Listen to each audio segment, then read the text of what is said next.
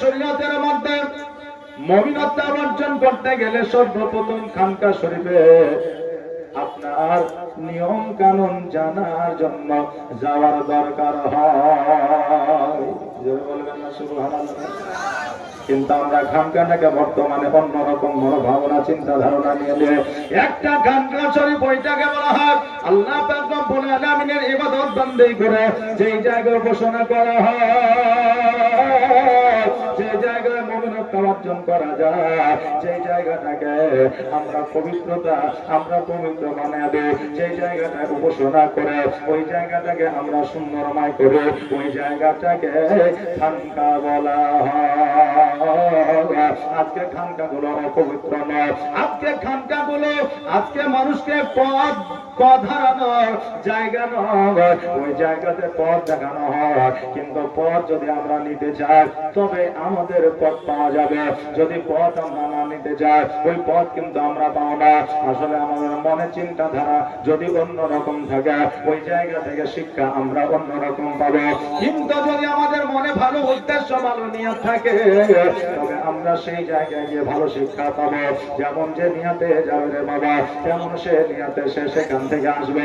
আজকে জলসা মাহফিলে অনেকে নিয়ত করে এসেছে বাজারে ঘুরবো, কুরকুরে খাবো, ফুচকা খাবো, বাজারে ঘোরাঘুরি করে মেলা দেখে আমি বাড়িতে যাব। তারা মাহফিলে আসার সুযোগ পাবে না, কারণ তাদের নিয়ত হলো মেলাতে ঘোরা। আর যারা আল্লাহর ওলির চেহারা দর্শন করবে, আলেম ওলামার ওয়াজ ও মাহফিল শুনবে, যারা বাড়ি থেকে নিয়ত করে মাহফিলে এসেছে তারা ওয়াজ শুনিয়া নেকিটা ঝুলিতে ভরিয়া বাড়ির দিকে নিয়ে যাবে। জোরে বলেন সুবহানাল্লাহ। নিয়ত যেমনই হবে ইন্নামা আমালু বিন্নিয়াত, যেমন নিয়ত হবে বাবা তেমন আপনার ঝুলিতে ঢুকবে। একজন আল্লাহর ওলি 70 বছর খানকা শরীফে আপনার ইবাদত বন্দেগী করেছে। খানকা শরীফে 70 বছর ইবাদত বন্দেগী করার পরে যখন আপনার 70 বছর পরে বাইরে এসেছে, বাইরে আসার পরে ঘোরাঘুরি করতে করতে এমন একটা নারী ওই আল্লাহর ওলির নজরে, আল্লাহর ওলি আল্লাহর মুমিন ব্যক্তির আপনার চেহারায় পড়ে যায়। ওই মহিলাটাকে যেন তার নজরে লেগে যায়, ওই মহিলাটিকে যেন তার পছন্দ হয়ে যায়। যে কোনো আপনার কৌশলে হোক না কেন ওই মহিলাটার সঙ্গে আপনার জেনায় লিপ্ত হয়ে গেছে। এবার ওই ব্যক্তি চিন্তা করে আল্লাহ গো আমি অনেক বড় গুনাহ করে ফেলেছি, যে গুনাহ মাফ না, যে গুনাহ মাফ আল্লাহ তুমি করবা না। আল্লাহ গো 70 বছর যে ইবাদত বন্দেগী করলাম, আল্লাহ আমার 70 বছরের ইবাদত বন্দেগী সব বরবাদ হয়ে গেল। ওই ফকির আল্লাহর মুমিনত্ব অর্জন করেছিল, রাস্তায় রাস্তায় ঘুরে পথে পথে ঘুরে হঠাৎ করে 3 দিন পরে একটা জায়গায় অবস্থান করে যায়। ওই জায়গায় একটা নয় দুইটা নয় 12টা ফকির আপনার ওই জায়গায় বসে থাকে। একটা মানুষ 2 বেলা 12 জনকে 12টা রুটি দিয়ে যায়। একদিন সন্ধ্যা বেলায় হঠাৎ করে ওই মালিক আসার পরে 12টা রুটি দিয়ে গেছে, কিন্তু 12টা ফকিরের মধ্যে একটা রুটি শর্ট হয়ে গেছে, একটা ফকির যেন রুটি পায় না। চিন্তা করে আরে প্রতিদিন 12টা রুটি আমরা পাওয়া যায় কিন্তু একটা রুটি এখনো পর্যন্ত পাইলাম না, তার মানে কি কেউ চুরি করে ডবল রুটি খেয়েছে। একজন ফকির অনাহারে আছে, আর ওই অনাহারে থাকার কারণে ওই আল্লাহর মুমিন ব্যক্তি যেই ব্যক্তি অন্যায় করেছে গুনাহ করেছে নিজে আপনার অনাহারে থাকিয়া রুটিটা ফকিরকে দিয়ে দিয়েছে। অনাহারের কারণে ওই বান্দা ইহজগৎ ছেড়ে পরজগৎ গমন করেছে। আল্লাহর ফেরেশতারা ওই একদিনকার গুনাহ আর 70 বছরের নেকিকে মিজানের পাল্লায় ওজন করতে আছে। একদিনকার গুনাহ যেন 70 বছরের নেকির চাইতে ভারী হয়ে যাচ্ছে। আল্লাহ বলে ফেরেশতা আজকে 70 বছরের নেকি একদিকে দিয়েছো, একদিকের গুনাহ একদিকে দিয়েছো, কিন্তু তুমি কি জানো না মৃত্যুবরণ করার আগে একটা রুটি একটা ফকিরকে দান করেছে। ওই রুটিটা এখনো পর্যন্ত চাপানো হয় না, ওই রুটিটা একবার ওই তুমি মিজানের পাল্লায় চাপায় দাও। এবার যখন ওই রুটির নেকি যখন চাপায় দিয়েছে, খোদার কসম করে বলি নেকির পাল্লা ভারী হয়েছে, গুনার পাল্লা হালকা হয়ে গিয়েছে। জোরে বলেন সুবহানাল্লাহ। বাবাজি ভাইরা, আজকে আল্লাহর ওলির সঙ্গে যদি আপনারা পাল্লা দেন, কোনোদিন আপনার দ্বারা সম্ভব হবে না। কারণ আল্লাহ তাবারক তাআলার সঙ্গে তিনারা ডাইরেক্ট কানেকশন রাখে। আল্লাহ তাবারক তাআলার সঙ্গে তিনারা কথাবার্তা বলে। আল্লাহ তাবারক তাআলাকে যতক্ষণ পর্যন্ত তিনারা না দেখে, ততক্ষণ পর্যন্ত আল্লাহর ইবাদত উপাসনায় তিনারা মুগ্ধ হয় না। আজকে আমরা মসজিদে যাই, আল্লাহু আকবার আল্লাহু আকবার বলে, নামাজে দাঁড়িয়ে যাই, সূরা ফাতিহা পায়কারি মেরে নামাজ কমপ্লিট করে, কিন্তু আল্লাহর ওলি যারা তিনারা আল্লাহকে যতক্ষণ পর্যন্ত না দেখে, ততক্ষণ পর্যন্ত একজন আল্লাহর ওলি নামাজ কমপ্লিট হয় না। প্রমাণ চাই আপনাদের, প্রমাণ দিয়ে যায়। দুইজন ব্যক্তি আপনার বন জঙ্গলে বসে আছে, আসরের নামাজটা যেন কাজা হয়ে যায়, আসরের ওয়াক্তটা যেন শেষ হয়ে যায়। চিন্তা করে আল্লাহ, আজকে একটা জামাত করতে গেলে 3 জন মানুষের দরকার আছে, আমরা তো 2 জন মানুষ আছি, আজকে এই 2 জন মানুষ নিয়ে জামাত হবে না। আমরা একা একাই যদি নামাজটা পড়ে নিই, তবে আমরা জামাতের সবটা পাবো না। একটা মানুষকে আল্লাহ তুমি পাঠায়া দাও। 2 জন বান্দা একটা জায়গায় বাবা বসে আছে, হঠাৎ করে একজন মানুষ যেমন আপনার মাথার উপরে কাঠ নিয়ে আপনার জঙ্গল থেকে আসছে, আসার পরে বলতেছে, আল্লাহর বান্দা তোমরা জঙ্গলে এতক্ষণ পর্যন্ত বসে আছো, কারণটা কি?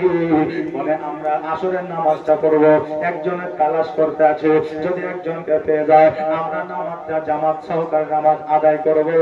আল্লাহর ওই বান্দা বলে, আমিও আসরের নামাজ পড়ার জন্য 2 জনকে খুঁজতে আছি। জোরে বলেন সুবহানাল্লাহ।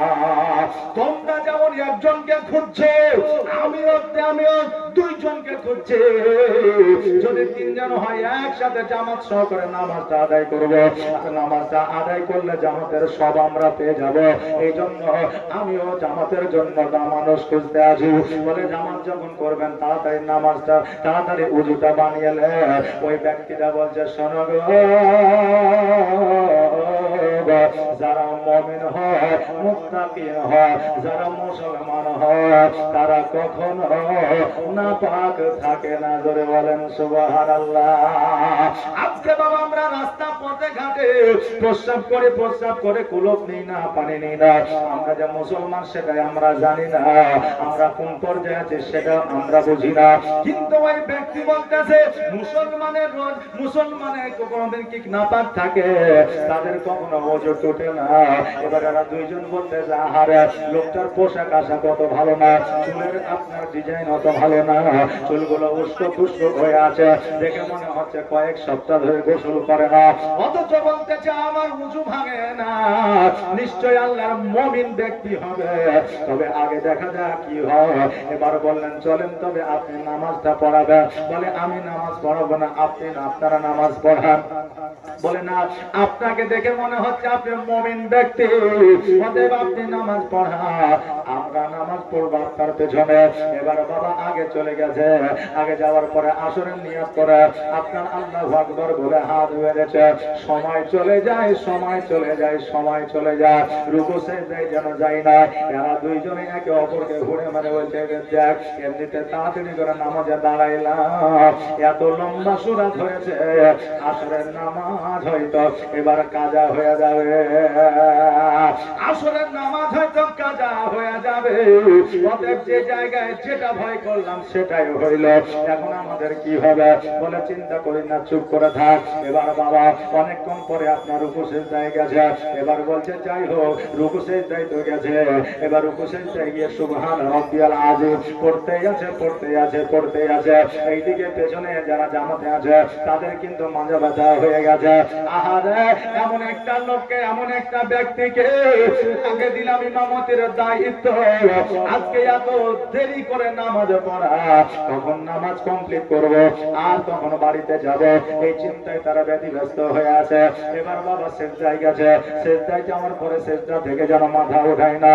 তারা চিন্তা করে, হায় রে, লোকটা হয়তো মারা গেছে আর হয়তো বেঁচে না, কারণ কখন সিজদায় গেছে এখনো ওঠে না। এইভাবে আপনার অনেক দেরি করে নামাজটা কমপ্লিট করলেন, সালামটা যেমনই ফিরিয়েছে। অমনি দুইজন ব্যক্তি বলছে, আহা মহা মুশকিল লোক আপনি, আপনার তাড়াতাড়ি করে আসরের নামাজটা যাতে কাজা না হয়ে যায়, এই জন্য আপনাকে বললাম আপনি জামাতটা পড়ায় দেন। কিন্তু এত আপনি দেরি করে নামাজটা পড়িয়েছে, হয়তো মাগরিবের নামাজ পার হয়ে গিয়েছে। ওই ব্যক্তি বলতেছে, শোনো রে, এই জন্য বললাম তোমরা নামাজ পড়াও, আমি নামাজ পড়াবো না। আজকে তোমরা নামাজ পড়াইলা না, আমি নামাজ পড়াইতে গেলাম, ইমামতির দায়িত্বটা নিলাম। তারা বলতেছে আমাদের নামাজ তো হলো না। এবার ওই বান্দা বলতেছে, তোমাদের নামাজ যদিও না হয়, আমার নামাজ হয়েছে। আমি গ্যারান্টি দিয়ে বলবো, জোরে বলেন সুবহানাল্লাহ। বলে আমাদের নামাজ না হলে আপনার কি করে হতে পারে? কারণ আসরের ওয়াক্ত চলে গেছে, মাগরিবের ওয়াক্ত চলে গেছে, আসরের নামাজ কেমন করে হতে পারে? এবার বলে একবার আকাশের দিকে তাকায়া দেখো, একবার পেছন দিকে তাকায়া দেখো, একবার ডানে বামে তাকায়া দেখো, পাগলের মতো পাগল হইয়া একবার আমার দিকে তাকায়া কথা বলিও না। এবার ওই দুইজন বান্দা আকাশের দিকে তাকায়, আকাশের দিকে তাকায়া দেখে যেন আমাদের শুরু অবস্থায় সূর্য যে জায়গায় ছিল এখনো পর্যন্ত ওই একই জায়গায় আছে। জোরে বলেন সুবহানাল্লাহ। নবীর প্রেমে পাগল হইলে, নবীর প্রেমে পাগল হইলে আমার আল্লাহ তাআলা খুশি। নবীর দরুদ পড় দিবা নিশি, ও কি নবীর প্রেমে পাগল হইলে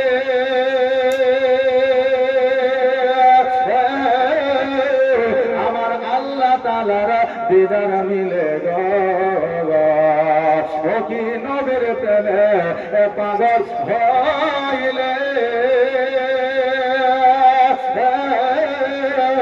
আমার আল্লাহ তাআলার দিদার মিলে গো। থাকো যদি যদ বাহালে, থাকো যদি যদ বাহালে, হইয়া প্রেম দাসী। নবীর দরুদ পড় দিবা নিশি, নবীর প্রেমে পাগল হইলে, নবীর প্রেমে পাগল হইলে আমার আল্লাহ তাআলা খুশি। নবীর দরুদ পড় দিবা নিশি। আল্লাহুম্মা সাল্লি আলা মাওলানা মুহাম্মাদ ওয়া আলা আলি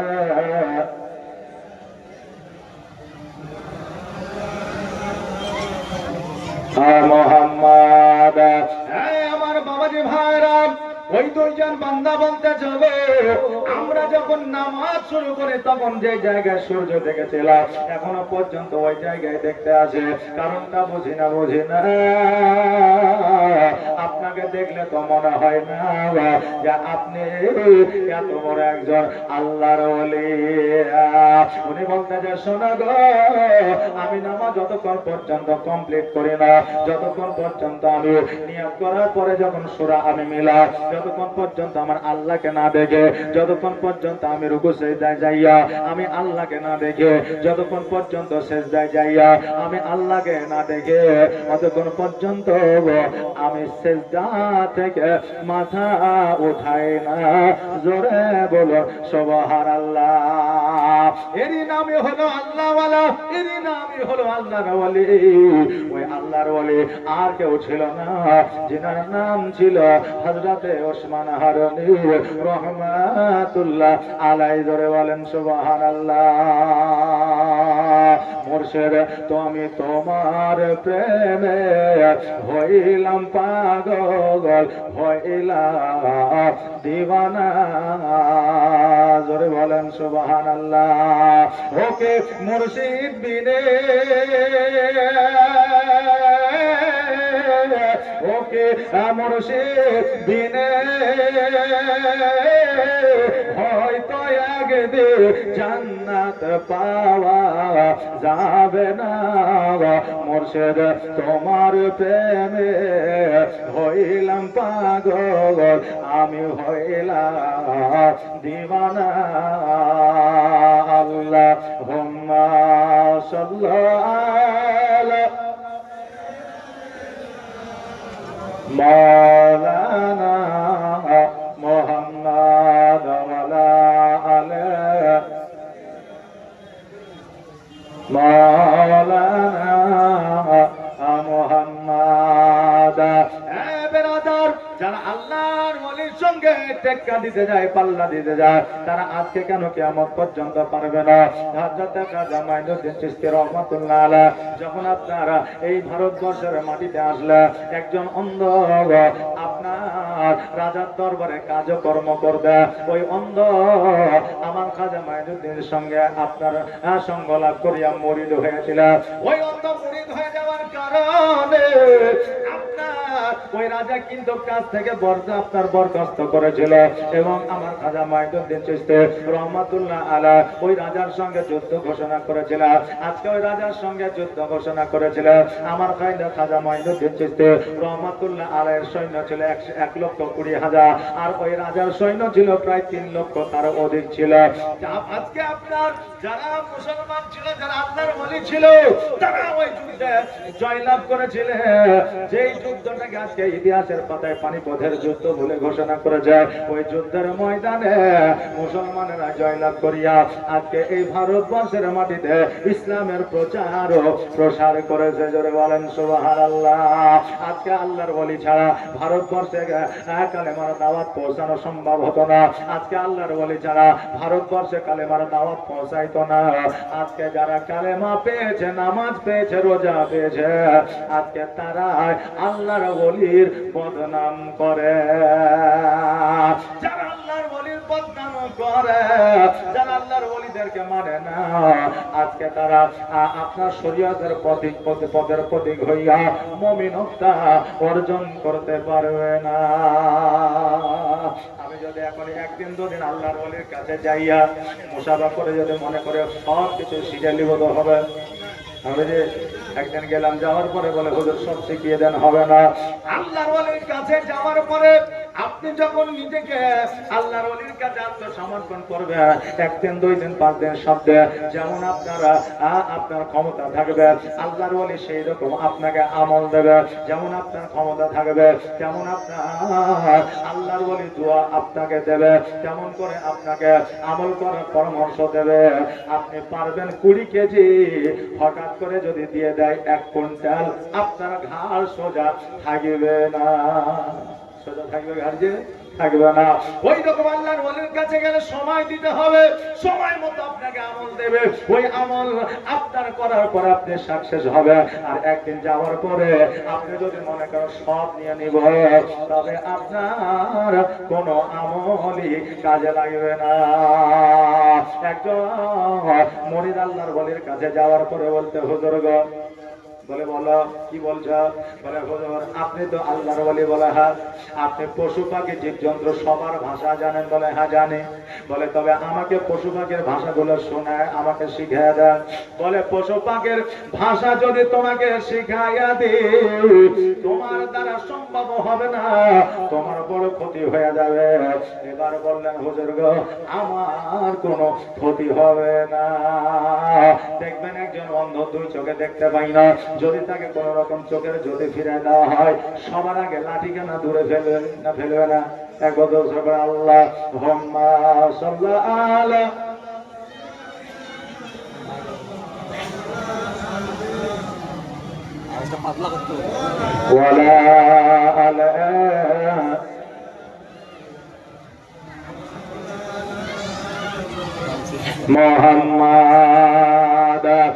বাবাজি ভাইরা, আল্লাহর ওলির প্রেমিকেরা এখন অন্ধের 2 চোখ যদি ফিরে দেওয়া হয়, দেখবেন সবার আগে আপনার লাঠিখানা দূরে ফেলে দেবে। আবার দেখবেন যে জায়গাগুলো সে না দেখা, সেই জায়গাগুলো আগে দেখবে। দেখবেন বাইক চালাতে সে অন্ধের জন্য পারে না, কিন্তু আগে বাইক ধরবে, আর বাইকে পাওয়ার এত দিবে যে 1 ঘন্টা তো দূরের কথা, 1 মিনিটে হয়তো অ্যাক্সিডেন্ট করে পরজগৎ গমন করবে। এই জন্য একটা মানুষকে হঠাৎ করে করে কোনো পাওয়ার দিতে দাও আপনার দিতে হয় না, কিন্তু আল্লাহর ওলিকে যাইয়া বলতেছে হুজুর গো আজকে আমাকে শিখায় দেয় জীবজন্তুর ভাষা আমি শিখবো। যেহেতু আপনি জানেন আল্লাহর ওলি বলেন যাও তোমাকে শিখায় দিলাম যে জীবজন্তু যে কথাই বলবে তুমি শুনতে পাইবা। এবার ওই আল্লাহর ওলির মুরিদ বাড়িতে এসেছে, আসার পরে দেখতেছে যেন দুইটা কুকুর বাড়িতে ঢুকেছে। এবার যখন দুইটা কুকুর দেখেছে একটা রুটি আপনার ভেঙে দিয়ে দিয়েছে, আর একটা কুকুরে ওই একটা রুটি যেন খেয়ে ফেলেছে। আরেকটা কুকুর বলতেছে তুমি একাই রুটিগুলা খেয়ে নিলা, আমাকে তো দিলা না, কারণ কি বলো? এবার একটা কুকুর আর একটা কুকুরকে বুঝাইছে শোন ভাই শোন, আমি রুটিটা গোটায় খেয়ে নিলাম তো কি হলো, আগামী কালকে মালিকের গরুটা মারা যাবে, ওই গরুটা দুইজনে অর্ধেক করে ভাগ করে খাবো। গরু মরে যাবে, ফেলে দিয়ে আসবে, আমরা দুজনে অর্ধেক করে ভাগ করে খেয়ে নেবো। আজকে রুটিটা নাই খেয়ে নিয়েছে, তুই মনে কিছু করিস না, কথা বললেন না? এবার ও চিন্তা করছে তাই তো এই যে কুকুরে বলছে আমার গরু মরে যাবে, আমার জল জ্যান্ত গরু হিষ্টপিষ্ট গরু যদি কাল মরে যায় আমার লস হয়ে যাবে। ও কি করছে রাখালকে ডেকে বলে শোন আমার গরুটাকে যত তাড়াতাড়ি হয় আজকের মধ্যে বিক্রি কর। তো বলছে হুজুর আপনার গরু এত সুন্দর হিষ্টপিষ্ট হয়ে আছে, রোগ নাই বালা নাই, বিক্রি করবেন কারণটা কি? বলে আমি যেটা বলছি সেটা শোন, গরুটাকে বিক্রি করে দেয়। এবার মালিক যখন বলেছে রাখালকে শুনতে হবে, এবার গরুটাকে নিয়ে গিয়ে বাজারে বিক্রয় করে দিয়েছে। এবার বাজারে বিক্রয় করে দেওয়ার পরে বাড়িতে এসে মালিকের হাতে টাকা উঠে দিয়েছে। এবার পরে দিয়ে আবার কুকুর এসেছে, যেই বাড়িতে দেখবে আপনার কুকুর ছাগল বিড়ালকে খাবার দেবে, ওই বাড়িতে কিন্তু কুকুর ছাগল বিড়াল আসবে আবার খাবার নেওয়ার জন্য। কুকুর যখন আবার বাড়িতে এসেছে আবার একটা রুটি দিয়েছে, ওই কুকুরটা আবার একটা রুটি খেয়ে নিয়েছে, আর একটা যে কুকুর ছিল সে খেতে পাইনি। এবার বলছে রুটিটা তুমি একাই খাইলা, কালকেও দিলে না আজকেও দিলে না, আমি বলো কি খাবো? গরুটাও তো বিক্রয় করে দিয়েছে। বলছে শোনো রে, আগামী কালকে আমার মালিকের ঘোড়াটা মারা যাবে, ওই ঘোড়াটা তো ভাত তোকে একটু বেশি দিয়ে দিব, তুই দুঃখ করিস না, তুই কোনো রকমের চিন্তা করিস না। এবার ওই মালিক যখন শুনেছে এবার আমার ঘোড়া মারা যাবে, ওই ঘোড়াটাকেও বিক্রি করে দিয়েছে। তারপরের দিন ওই কুকুর আবার খেতে এসেছে, আবার রুটি দিয়েছে, আবার বলতেছে শোন রে আজকে আমরা কেউই রুটি খাবো না, কারণ আগামী কালকে আমাদের মালিক নিজেই মারা যাবে, আমরা ওই মালিককে ভাগাভাগি করে খাবো। এবার তার চিন্তা কিন্তু বেড়ে গেছে। এতক্ষণ ছিল কুকুর, এতক্ষণ ছিল ঘোড়ার গল্প, এতক্ষণ ছিল আপনার গরুর গল্প, বেঁচে দিয়েছেন, লাভ হয়ে গেছে, লস তার হয়নি।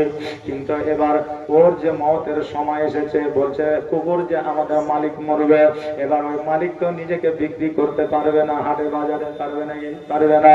এবার সঙ্গে সঙ্গে আল্লাহর ওলির কাছে গিয়ে হাজির, বলে হুজুর গো আমি বড় বিপদে পড়েছি। বলে কি বিপদ বলো? বলে হুজুর আমি যে জীবজন্তু ভাষাটা শুনে, আমি যে জীবজন্তু ভাষাটা আমি শিখে বাড়িতে গেলাম, বাড়িতে যাওয়ার পরে আমি দেখলাম কুকুরে বলল আমার গরু নাকি মারা যাবে, গরুটাকে চালাই করে বিক্রয় করে দিলাম। তারপরে শুনলাম আমার ঘোড়াটা নাকি মারা যাবে, ওই ঘোড়াটাকে চালাই করে বিক্রয় করে দিলাম। এবার বলছে আমি নাকি মারা যাব, এবার আমি নিজেকে যেখানে বিক্রি করি না কেন আমি তো মারাই যাব। হুজুর গো আমি এখন কি করব? বলে আমার আল্লাহর ওলি বলতে যে শোনো রে, এই জন্য তোমাকে বললাম তুমি ভাষা জীবজন্তু শুনিও না, শিখিও না, কারণ আল্লাহর ওলি জানে যেটা জানে সাধারণ মানুষের জন্য সেটা নয়, আল্লাহর পয়গম্বরের জন্য যেটা বরাদ্দ আছে সেটা সাধারণ মানুষের জন্য নয়। আল্লাহর ওলি বলতে যে শোনো রে, আজকে যে গরুটা মারা যাইতো ওই গরুটার হায়া আল্লাহ তোমাকে দিত, আজকে যে ঘোড়াটা মারা যেত ওই ঘোড়ার হায়াতটা আল্লাহ তোমাকে দিত, কিন্তু গরুটা বিক্রি করে দিয়েছ, ঘোড়াটাও বিক্রি করে দিয়েছ, এই জন্য তোমার মরণের সময় চলে এসেছে। অতএব শোনো, এই জন্য আল্লাহর ওলিরা যেটা জানে, আল্লাহর ওলিদের যে পাওয়ার আছে ওই পাওয়ার কখনো নিতে যেও না। আরে বাবা, আমাদের বাড়িতে রোগবালা মুসিবত কোন সময় দেখবেন কাউকে আঘাত লাগে, চোট লাগে, এর মানে এটা নয় আমাদের ভুল ছিল। হয়তো আল্লাহ তাবারক তাআলা ওই আঘাতের মাধ্যম দিয়ে আমাদের হায়াতকে বাড়িয়ে দিয়েছে। জোরে বলে সুবহানাল্লাহ। আমার সোনার মদিনা, আমার প্রাণের মদিনা, সব ভুলিব কিন্তু তোমায় ভুলতে পারি না, সব ভুলিব কিন্তু তোমায় ভুলতে পারি না। ভুলিনি ভুলব না, ভুলতে পারি না, ভুলিনি ভুলব না, ভুলতে পারি না, সব ভুলিব কিন্তু তোমায় ভুলতে পারি না। আমি সব ভুলিব কিন্তু তোমায় ভুলতে পারি না। ইয়াসির নামে তুমি ছিলে অলকনের দেশ, বড়ই মারা তো ছিল তোমার পরিবেশ। ইয়াসির নামে তুমি ছিলে অলকনের দেশ, বড়ই মারা তো ছিল তোমার পরিবেশ। নবীর ছোঁয়া লেগে তুমি সোনার মদিনা, নবীর ছোঁয়া লেগে তুমি সোনার মদিনা, সব ভুলিব কিন্তু তোমার ভুলতে পারি না। আমার সোনার মদিনা, আমার জানের মদিনা, আমার কলিজার মদিনা, সব ভুলিব কিন্তু তোমার ভুলতে পারি না। আল্লাহুম্মা সাল্লি আলা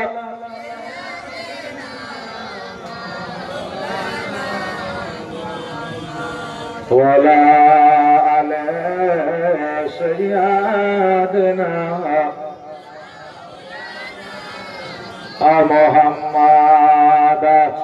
বাবাজি ভাইরা, আল্লাহর ওয়ালি জিনারা আজকে তিনাদের কাছে গেলে আজকে তিনারা আস্তে আস্তে আপনাকে চিনবে, আপনার ক্ষমতা সম্পর্কে জানবে, তারপরে আমাকে আপনাকে আমল দেবে। একদিনে সব আমল আপনাকে তেনারা দেবে না, কারণ দিয়ে দিলে আপনি সহ্য করতে পারবেন না। আমার বড় পীর আব্দুল কাদের জিলানী ও গিলানী রহমাতুল্লাহ আলাইহি একজন মুরিদ আপনার বানিয়েছিলেন, আর ওই মুরিদ ছিল আপনার জনসাধারণ মানুষ। তার মধ্যে আলিফ বা তা শিক্ষা ছিল না, তার মধ্যে আপনার এবিসিডি শিক্ষা ছিল না, তার মধ্যে আপনার ওয়া কথা শিক্ষা ছিল না, তার মধ্যে কোন শিক্ষাই ছিল না। কিন্তু বেরাদার, তার মধ্যে একটা নিয়াত ছিল, আমি যখন বড় পীর আব্দুল কাদের জিলানী গিলানী রহমাতুল্লাহ আলাইহির মুরিদ, আমি সেও তো একজন হাফেজকে হাফিজাকে বিবাহ করতে চাই। জোরে বলো সুবহানাল্লাহ। নারে তাকবীর, নারে রিসালাত, সুবহানাল্লাহ। একবার ছোট্ট করে দোয়া পড়েন, আল্লাহুম্মা সাল্লি আলা মাওলানা মুহাম্মাদ ওয়ালা আলা সাইয়্যিদিনা। ওই চিন্তা করে আমি যেমনই হই না কেন, যেহেতু আমি হযরতে বড় পীর আব্দুল কাদের জিলানী গিলানী রহমাতুল্লাহ আলাইহির মুরিদ, সেহেতু আমি একজন হাফিজাকে বিবাহ করতে চাই। দেখবেন যারা নামাজি হবে, দেখবেন যারা 5 ওয়াক্ত নামাজ পড়ে, দেখবেন যারা আপনার ওলি আল্লাহ আপনার সহমতে বসে আলেম ওলামার সঙ্গে যারা ঘোরে, তারা চায় একজন মুমিন নারী, চায় সে যেন পর্দায় চলে, সে যেন নামাজ পড়ে, সে যেন তারা সতীত্ব বজায় রাখে, সে যেন আপনার সুন্দর পরিবেশের হয়, এইরকম চিন্তাধারা তার মধ্যে থাকে। এবার ওই আপনার আমার বড় পীর আব্দুল কাদের জিলানী রহমাতুল্লাহ আলাইহি আপনার মুরিদ বলতেছে আমি একজন হাফিজাকে বিবাহ করব। এবার নারী খুঁজতে খুঁজতে হাফিজাকে পাইলে, হাফিজাকে পাওয়ার পরে এবার যখন বাবা আমরা সবচাইতে মূল্যবান রাত যেটাকে বলা হয়, যেটাকে সহজ ভাষায় বাংলা ভাষা যেটাকে বলা হয় বাসরা, সেই দিনে বিবি বলতে যে স্বামী গো আপনাকে আমি বিবাহ করেছি, আমি একজন হাফিজা, এবার আপনি বলে আপনি কি জানেন? আমি তো কোরআন মুখস্থ রেখেছি।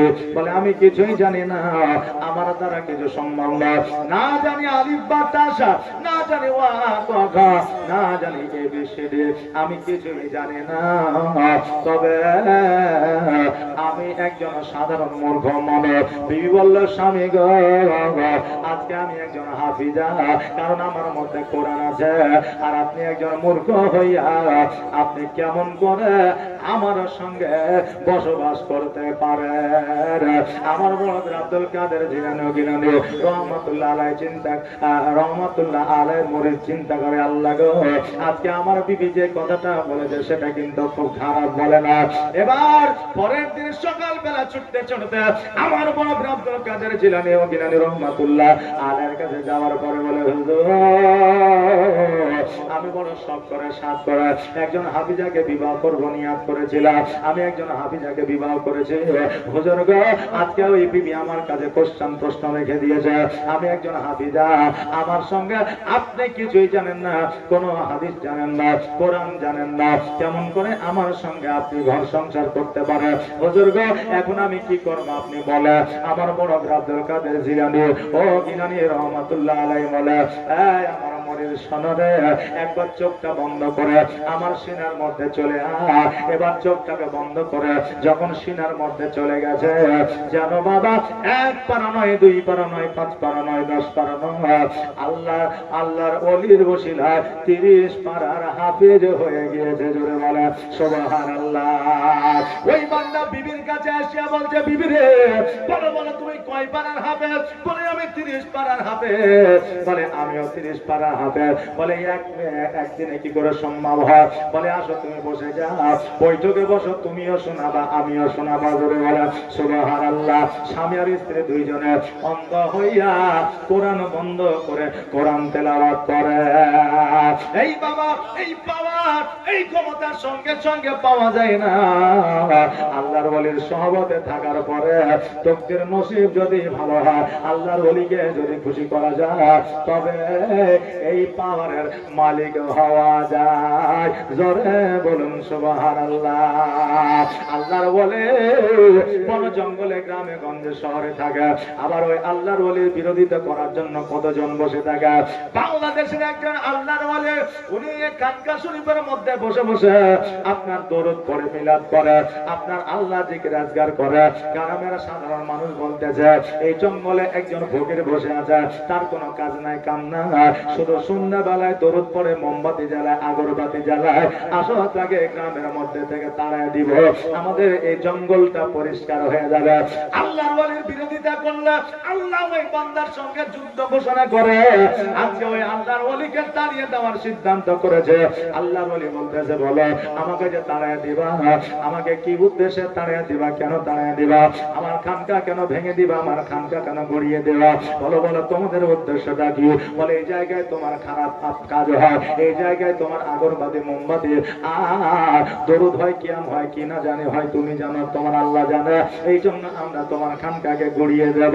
বলে এর জন্য যথারীতি প্রমাণ লাগবে, এর জন্য তোমাকে আমার জন্য শোভা ডাকতে হবে, যদি প্রমাণ করে দিতে পারো তবে আমি খানকা নিয়ে চলে যাব। এবার সকালবেলা একটা ফিল্ডের মধ্যে সারা গ্রামের মানুষ এসে হাজির হয়েছে। একজন আল্লাহর ওলির পক্ষে নাই, সবাই নাদানের পক্ষে। কথা বলেন না, দেখবেন মুমিন যদি হয়, আল্লাহর ওলি যদি হয়, তা আল্লাহর ওলির সাক্ষী বা কারো পক্ষ দরকার হয় না, হয় যে হয় না। আল্লাহ থাকলে সব ঠিক, কিন্তু মানুষের সাক্ষীর প্রয়োজন হয় না। আল্লাহর ওলি একাই, সারা গ্রামের মানুষ একাই। এবার বলতেছে শোনো আমরা যে তোমার বিচার করব, আমরা যে তোমার জন্য সভা করেছি, তোমার কি কোনো সাক্ষী লাগবে, তোমার কি কোনো লোক আছে বলো? বলে আমার তো ব্যক্তিগত কোনো লোক নাই, তবে সবার মধ্যে থেকে একজনকে খুঁজে নিব। বলে কাকে নিবেন? নেন, হাজারো লোক আছে, আপনি যাকে নিবেন নিতে পারেন। আল্লাহর ওলি আঙুল ঘুরাইতে ঘুরাইতে একজনের দিকে আঙুল দিয়েছে, বলে এই লোকটাই হবে আমার সাক্ষী, এই লোকটা আমার হয়ে সাক্ষী দেবে। গ্রামের মানুষ কত হাসতে আরম্ভ করেছে।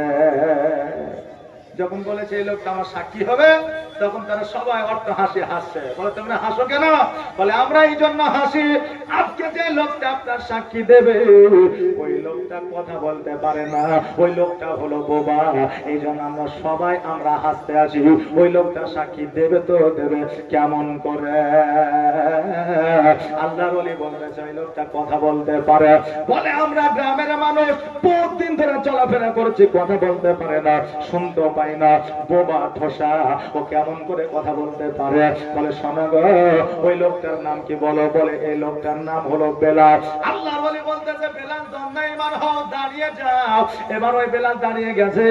বলে বেলাল আওয়াজ দিয়ে বলো তোমার নামটা কি? ওই বেলাল যেন চুপ করে দাঁড়িয়ে আছে, আর গোটা গ্রামের মানুষ যেন হাসতেছে। এখন এখানে একজন চোখ চলা আপনার অন্ধকে বা বোবাকে যদি আমি বলি এই ব্যক্তিটি কথা বলতে পারে, তা আপনারা হাসবেন কিনা? মৌলবীর মাথা খারাপ হয়ে গেছে। এবার আল্লাহর ওলি বলতেছে তুমি ভয় করে না, বলো যে লোকটা কথা বলতে পারে না। ওই লোকটা সঙ্গে সঙ্গে আওয়াজ দিয়ে বলতেছে আমার নাম হলো বেলাল। জোরে বলেন সুবহানাল্লাহ। ওই আল্লাহর ওলির কি আর কোনো প্রমাণের দরকার আছে? সাক্ষী দরকার আছে না? হ্যাঁ বাবাজি ভাইরা, আল্লাহর ওলির খানকাতে কখনো কোনোদিন আপনার অপবিত্র কাজ হয় না। আল্লাহর ওলির খানকাতে কখনো মানুষকে পথভ্রষ্টের কাজ হয় না। আল্লাহর ওলির খানকাতে কখনো মানুষের ক্ষতি চিন্তা ভাবনা হয় না। আল্লাহর ওলির খানকা মানে জান্নাতি হওয়ার একটা রাস্তা। জোরে মানে সুবহানাল্লাহ। তোমার মতো এত ভালো, তোমার মতো এত ভালো কেউ তো আমার বাসে না, তাই তো নবী আমি তোমার দিওয়ানা, তাই তো রাসূল আমি তোমার দিওয়ানা। ও কি শুনেছি কিতাবের লেখা,